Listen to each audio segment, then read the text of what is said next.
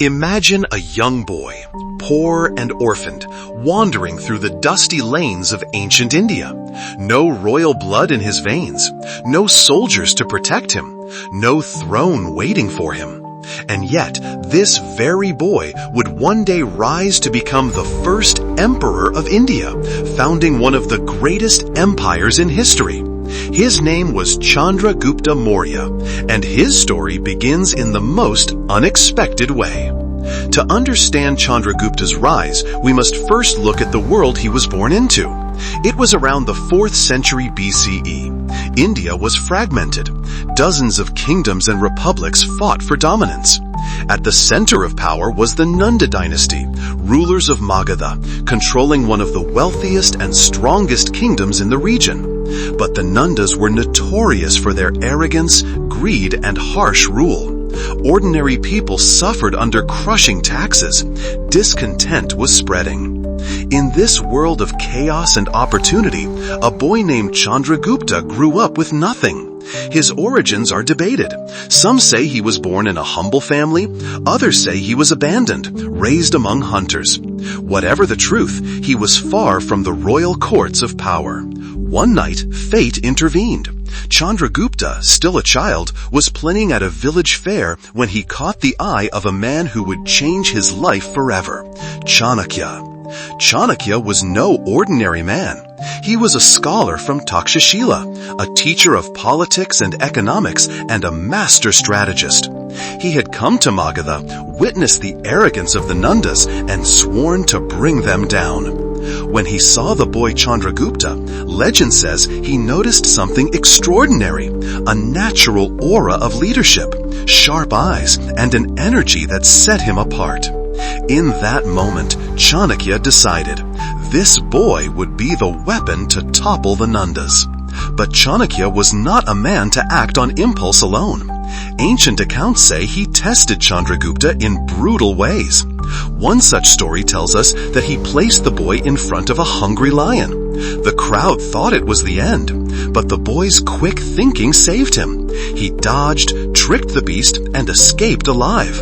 For Chanakya, this was proof. The boy had courage, instincts, and survival skills. He was no ordinary child. Chanakya took Chandragupta under his wing and began training in Takshashila. Here, the boy learned far more than sword fighting. He studied politics, economics, philosophy, and military strategy.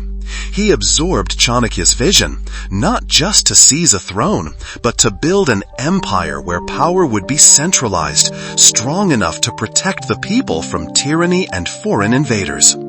Meanwhile, India was also under the shadow of Alexander the Great. The Macedonian conqueror had marched into northwest India, defeating local kings. His invasion shook the subcontinent.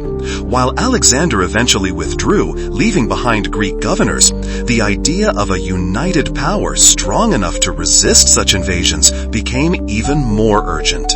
Chandragupta, young and ambitious, launched an early attempt to seize Magadha from the Nandas. But this first revolt failed. The Nanda forces crushed the uprising, and Chandragupta barely escaped with his life.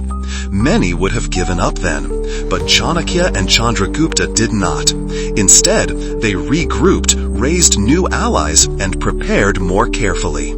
Years later, Chandragupta struck again, this time with a stronger strategy. One by one, he conquered smaller kingdoms, winning the support of local rulers tired of Nanda oppression.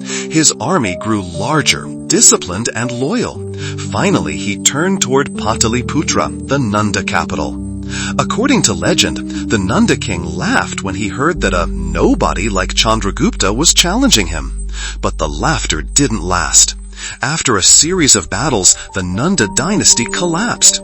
The once mighty rulers fled, and Chandragupta entered the capital as a victor.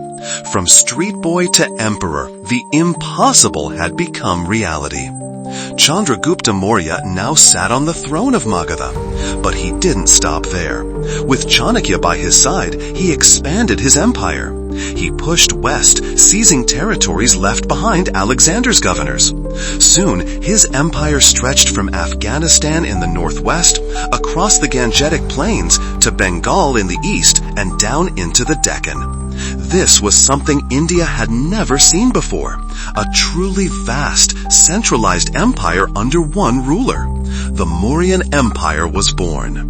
Chandragupta was not just a conqueror, he was a builder. With Chanakya's guidance, he established a system of administration that would inspire future Indian rulers. Roads were built, trade expanded, and a network of officials governed villages and towns. But his rule was not without challenges. Foreign threats loomed. One of the most significant was from Seleucus, a successor of Alexander. When Seleucus invaded India, Chandragupta met him in battle. The result shocked the Greeks. Seleucus was forced to retreat and later made peace, even giving his daughter in marriage to Chandragupta as part of the treaty. Toward the end of his life, Chandragupta did something unexpected. Influenced by the Jain saint Bhadrabahu, he gave up his throne and embraced the life of an ascetic. He is said to have traveled south to Karnataka, where he fasted until death in the practice of Salakhana, a voluntary and peaceful embrace of death. From a poor boy with no future, to an emperor who changed the map of India, to a monk who gave up everything, Chandragupta's journey remains one of the most extraordinary in history. Now think of this. If that one meeting at a village fair had never happened, perhaps India would never have seen the Mauryan Empire. No Chandragupta, no Ashoka, no unification of the subcontinent. One chance encounter shaped the destiny of millions.